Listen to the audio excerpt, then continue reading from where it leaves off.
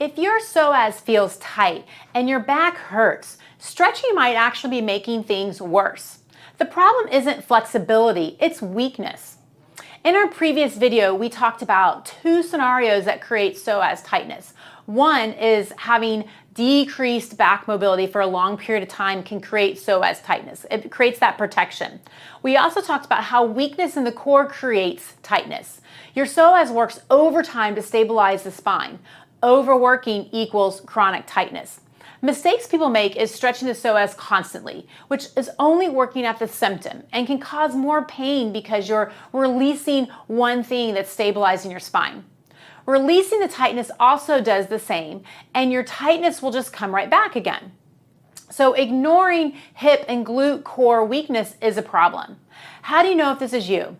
You may be doing stuff like sitting and that's causing you pain, standing or lying on your back, trouble standing up fully after you've been sitting, but you have good back mobility, you stretch a lot and nothing is changing. What do you do instead? We need to activate the glutes and the deep core muscles without getting your psoas to take over. I'm going to show you 4 strengthening exercises to start trying today to help with this imbalance. If you're getting any value out of these videos, make sure you subscribe to our channel. We also have other resources for you in the description. We have other videos that are going to be similar videos of these areas, as well as ways to work with us. We also have free resources such as free reports. We have my book that I just wrote about a year ago. And we have links to that where you can actually purchase that, where we go into a lot of different body parts, but we really talk about what are the ways that we feel pain. And if we pick the wrong category, this is why you're not getting better. And then we go into a lot of the mechanical things, whether it's back or hip or knee or ankle. We do it through patient stories, so you can kind of see yourself in that story to go like, oh wow, that sounds like me. No one's ever thought of that. Maybe that's how, that's the direction I need to go into. But we also have free resources within that book to kind of help you navigate your body a little bit better. So make sure you subscribe. If you have any comments or anything on questions on anything about any of these videos, make sure you put it in the comment section because we do read them. We do get back to you on some of those things. Okay, so we talked about what the psoas does. Like it comes into the front of the spine and actually goes down into the top part of this leg. And so when this becomes the main stabilizing muscle, it gets overworked. And we don't want that. We need to get that to not overwork so that when we release the tightness, it stays. And so the exercises I'm going to show you today are going to help like relax this area to where you don't feel it, but also get some of the muscles in the back to start firing. Other common things that we see when people have a lot of weakness is they'll fire and they'll use their back muscles so much. So they'll feel muscles here. They may feel it in the tight and in the front of their leg because this is where they're trying to get the stability versus getting the stability from our hips, from our hamstrings, and really having that good balance. So when this first exercise that we're going to do is we're going to lie on our back and you're going to have your foot, and you want it to be 90-90. This is a great one to do because not only are we going to kind of put the psoas in a little bit of shortened position to kind of get it to relax, but it also, the psoas also attaches into the diaphragm a little bit. So we're going to actually breathe and get that diaphragm to kind of relax as well to really help us not activate anything through that front part. So you're going to have the one leg up and the other leg is going to be here. And you're going to do a small tuck.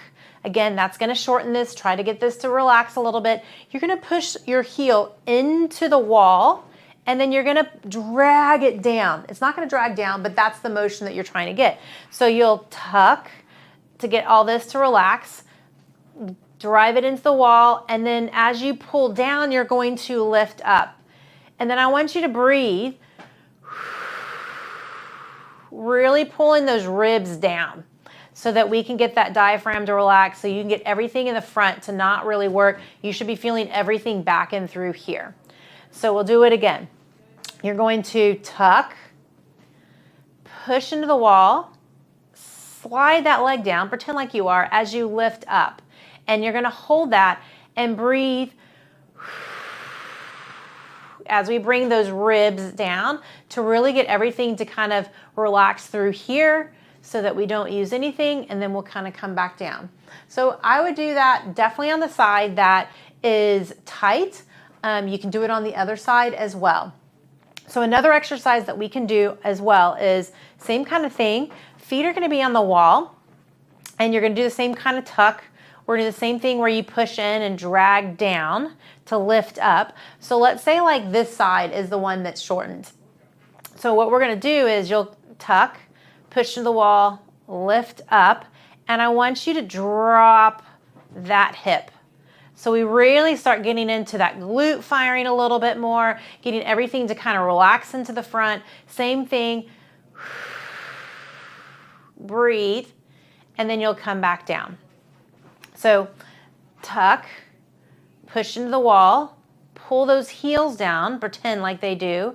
You'll hold up here, drop the one hip, the side that's tight. So we're, again, just trying to get everything to the back to work, nothing in the front. Breathe. Bring those ribs down to get everything to kind of relax in through here, and then go back down.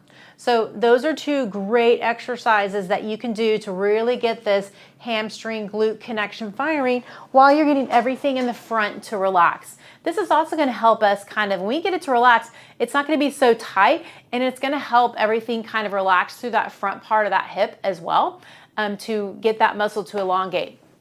Now, next one, a lot of times we try to work on hip stuff, they'll start hiking their hip a little bit using their back muscles. So this is another great exercise that you can do. You'll just kind of get in a position like this. And what you'll do is you'll keep the body up straight, and you're just going to try to lift that back knee up. So we're lifting the knee up like this. So you're just going to try to lift it up, but our weight's through here so that we aren't using the back muscles. By being in this kind of position, it's going to really help us lift that back leg up, and you're going to feel this in the hip. You may feel a little bit in the adductor in through there, but it really works. And again, working it, I would do both sides, do 10 or 15. You may notice that your hip will start cramping. That's totally normal. That's fine. It just shows that there's a lot of weakness there, and you need to work on building that up. But by weight bearing through there, you're going to have a hard time activating anything through here because you've put yourself in a position that you only can activate through those muscles. So that's the third exercise that is really great. Okay, the last exercise that we're going to do is you're going to get a band where you're going to put it around your hips. And what you're going to do is you'll be kind of on one leg. I like using bands when there's a lot of weakness because sometimes when you kind of push through the band, you're going to get muscles to activate. You're going to feel them activating better. So what you'll do is you'll just kind of, again, shift your weight back, and then you're going to have your big toe on the ground and your heel, and you're going to push through that to squeeze the glute to push through this band. So you'll go down, again, good foot contact through the big toe and the rest of your foot. You're going to push through the heel, squeeze your glute as you push through the band so that we can really start activating a lot of the hip muscles down below. We should be feeling this in our hips. We shouldn't be feeling it in our front part of our muscles. We shouldn't be feeling it in our back. We should be feeling this in our hips. If you can't feel it in the hips, this is not an exercise for you. We want to make sure that you feel it where we're actually trying to work it. Otherwise, your body's just compensating. So those are the 4 exercises that you can do to start working on getting better activation through some of your core muscles so that your psoas muscle doesn't take over and tighten up. So if you're noticing that you have really good mobility, like everything moves really well, you're super flexible, then more than likely, if you're getting back pain, your psoas is taking over because of weakness, and these 4 exercises should be a great starting place for you to start getting some relief.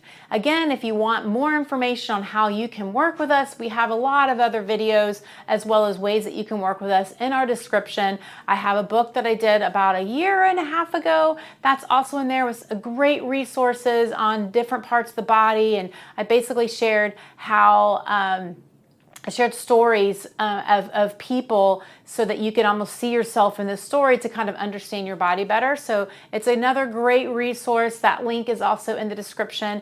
And again, if you have any comments or anything, just make sure you comment below and we'll definitely get back with you and answer any of your questions that you have. And we'll see you next time.